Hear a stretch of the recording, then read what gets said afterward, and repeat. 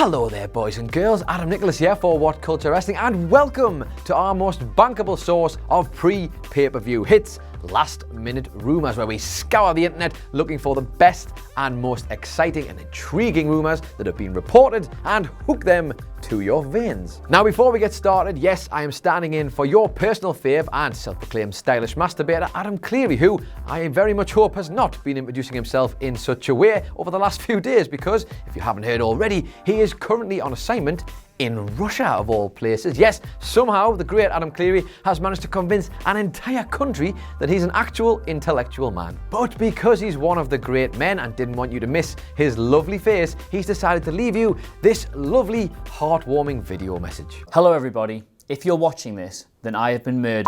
So yes, I'll be taking you through all of the rumours and speculation for this week's episode of WhatCulture Wrestling's most consistently successful video series, etc, etc. I know he normally does a whole thing about the show. I don't really buy it, but whatever. I'm Adam Nicholas, this is your Wrestling Rumours Advisory Board, and these are all the last minute rumours for Survivor Series you need to know. Number 7, Nikki Cross will replace Charlotte Flair on Team SmackDown. Charlotte Flair was set to team with Carmella, Asuka, Naomi and Sonya Deville as part of the women's Team SmackDown squad, but obviously plans have been changed a little bit because of, well, to put it quite frankly, Becky Lynch-related misery. And so Charlotte Flair was handpicked by the man Becky Lynch to replace her at Survivor Series in her scheduled match against Ronda Rousey. As a result, that's left quite a sizable hole in Team SmackDown, and you'd imagine they need to fill that pretty bloody quickly, given how the pay-per-view is in, I don't know, 2 days' time. Sportskeeda are reporting that NXT's Nikki Cross might be the woman to replace Charlotte Flair at Survivor Series, adding a little bit of madness into the method. And after debuting on the main roster after SmackDown Live recently visited Manchester,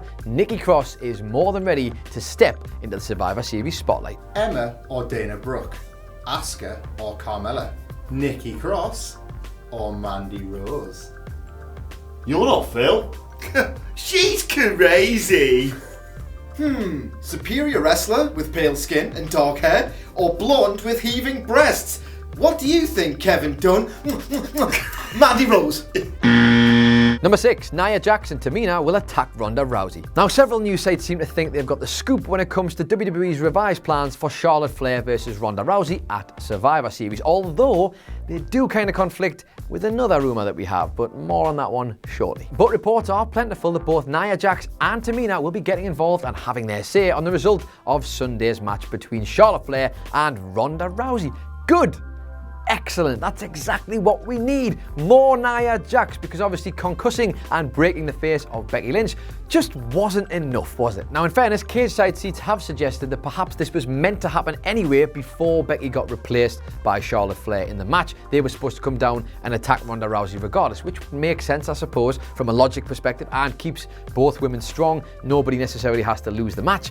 But hopefully, given everything that happened on Monday and the fact that Nia Jax literally broke another wrestler's face, maybe they won't reward her by putting her in some angle immediately after that. Tamina nearly paid a different type of tribute to her dad with that botched Superfly splash on Monday Night Raw. Don't let her anywhere near Ronda Rousey. They're not like most girls. Most girls can actually wrestle. Yeah, great idea. Have these two terrifying oafs ruin WrestleMania as well as Survivor Series.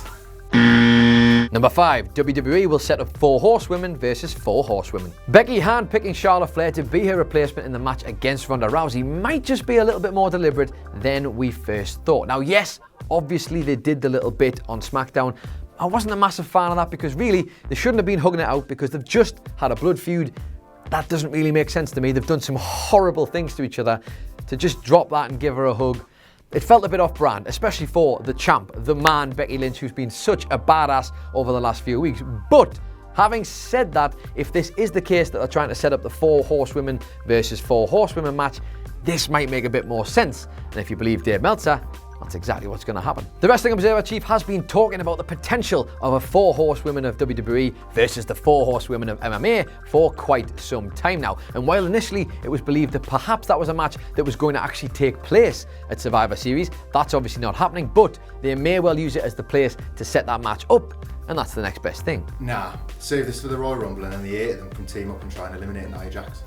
8 women? The cocks will be happy. Is there a problem with my production truck?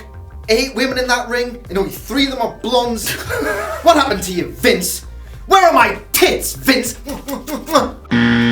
Number 4, The Undertaker will make a surprise appearance. What is dead may never die. Oh, how it just will not die. And unfortunately, The Undertaker is one of those things. This Saturday, The Undertaker is set to appear for a rare fan signing at the Frank & Son Collectible Show in Industry, California. Now, for those of you who are not aware, that will be just 30 minutes down the road from the Staples Center in Los Angeles. In the aftermath of the absolute car crash that was his match at the Crown Jewel with Brother Kane against D-Generation X, it's fair to say I don't think anybody's clamoring for a repeat performance anytime soon. But if the dead man does appear, you've got to believe that it's probably going to be to do a promo, and that's probably going to be to set up his WrestleMania 35 match. Or who knows, maybe Vince McMahon has finally decided to let The Undertaker retire in peace and induct him into the Hall of Fame.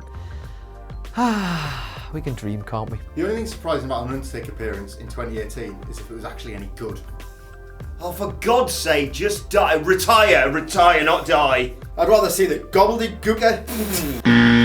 Number 3, Baron Corbin will cause Team Raw to lose. Now, this is one rumour that you'd have to say has got a watertight, logical reason for being on this list. Smash cut to Team Raw winning the event and celebrating wildly. But on Raw, Stephanie McMahon's wording was very specific indeed. She said that Braun could only get his hands on Baron if he helped Team Raw win at Survivor Series.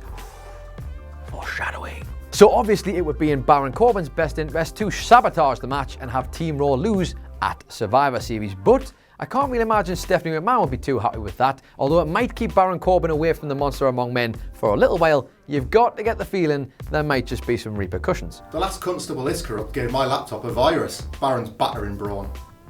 Nah, Baron Corbin's gonna get these hands. Can you blindside somebody with a rest hold? Because that's all he knows how to f***ing do.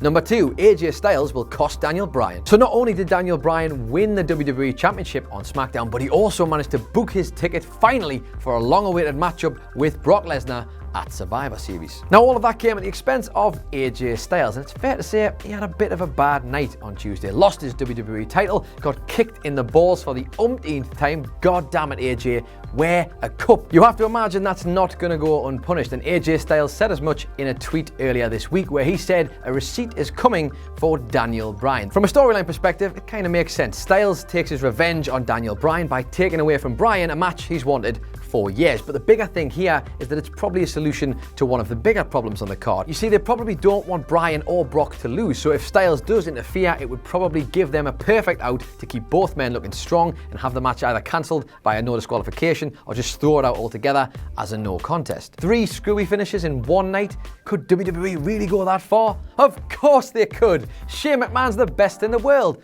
Anything's possible, kids. This will be the first Sunday in a year that AJ Styles can be a member of the Prey community. Give him the day off. No, but he's so small.